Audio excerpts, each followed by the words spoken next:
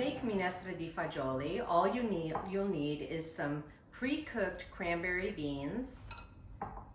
You'll need an onion, carrot, and celery chopped fine, a bouquet garni of rosemary, sage, bay leaf, and lemon zest, and you'll need 3 cloves of garlic, a little bit of olive oil, salt, and pepper.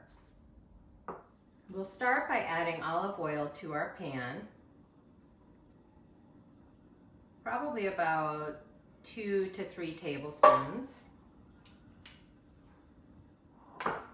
We'll add our sofrito, which is our onion, carrot, and celery.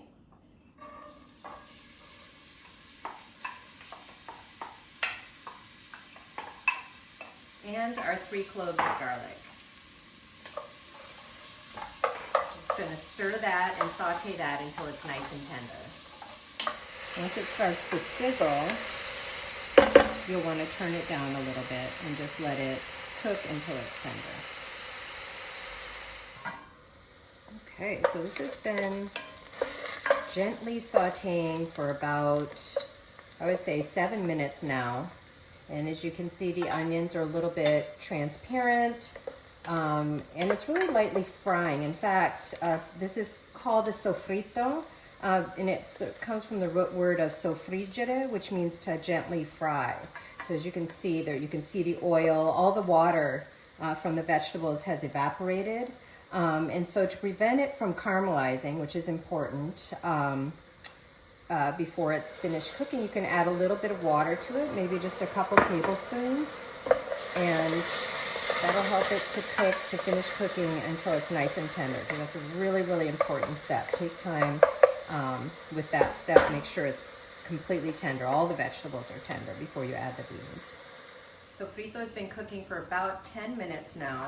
It's nice and tender and sweet. There's no more bitterness of the onion. So it's time to add my beans. So I've strained those. I'm gonna add those to the sofrito. So the beans that you receive in your kit this month are cranberry beans, which are very similar to pinto beans, same family. Cranberry beans a little bit bigger. The skin is just slightly tougher, but they're just as delicious as pinto beans. If you don't have cranberry beans, you can always sub pinto beans.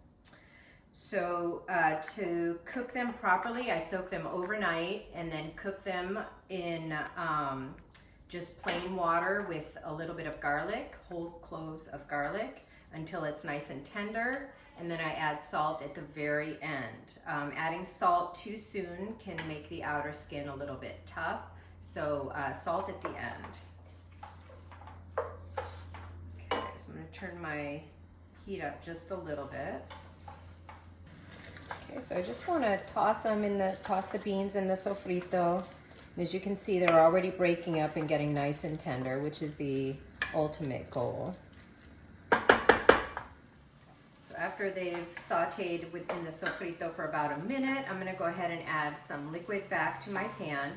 You can either add the bean cooking liquid, which I'm going to do, at least half. I'm gonna add half bean cooking liquid and half water.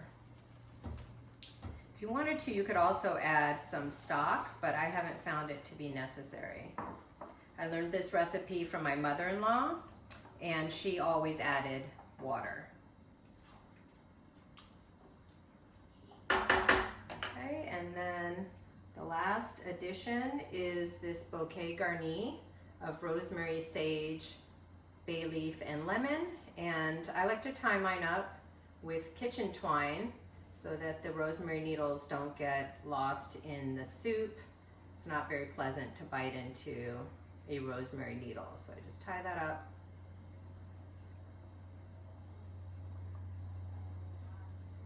And then plop that in. Once it comes to a boil, I turn it down to a simmer and let it cook for about 30 minutes. Okay, the bean soup has been cooking for about 25 minutes. It's looking nice and creamy. I've tasted it. The flavors are balanced. I'm gonna add some salt, a little bit more salt. I added some in the beginning. And I'm gonna add some pepper. And if you want a little bit of a kick, you can also add some cayenne to it. Okay. The next step is to mill your bean soup, because you want it nice and smooth, with a vegetable mill. You could also use a food processor if you don't have a vegetable mill. But I'm going to go ahead and remove my bouquet garni first. Scoop my soup into my vegetable mill.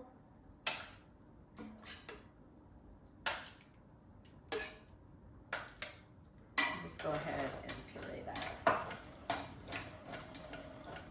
Okay, so I've milled all of the beans. So I'm going to go ahead and scoop out the last bit on the bottom of my food mill. And the bigger reason why I prefer to use a vegetable mill is because you can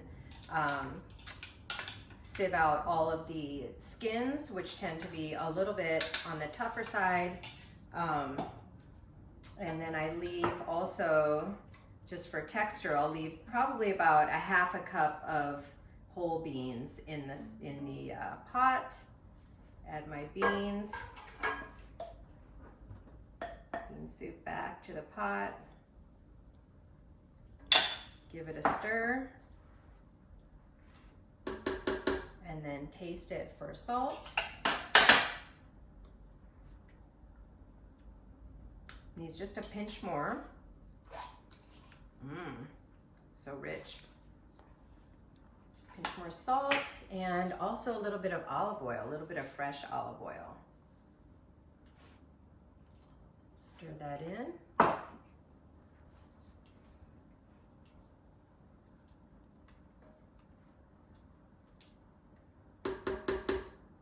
More taste. Perfect.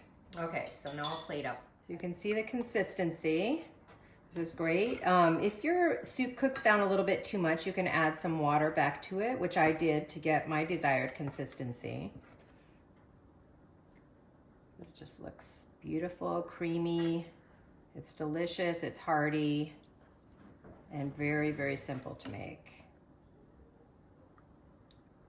Okay. And one more extra drizzle of extra virgin olive oil.